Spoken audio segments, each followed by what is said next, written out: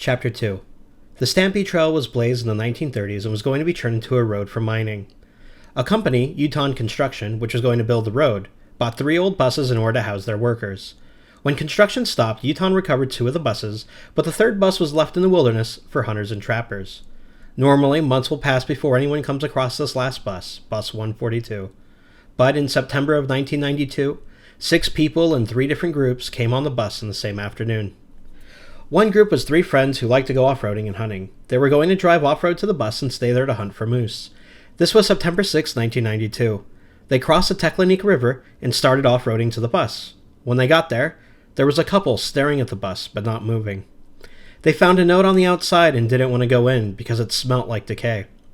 The note was written on a page torn out of a Gogol book and said, "SOS, I need your help.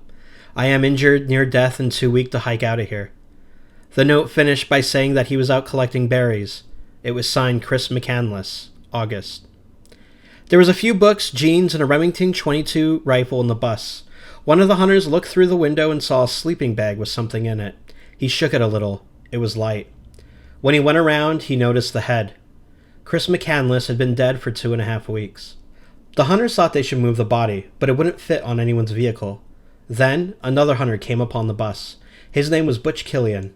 He was a coal miner who also volunteered as an emergency technician for the fire department. He drove closer to the highway to notify the authorities. The next morning, the Alaskan state troopers came by helicopter and got McCandless, the SOS notes, 5 rolls of film, and a diary.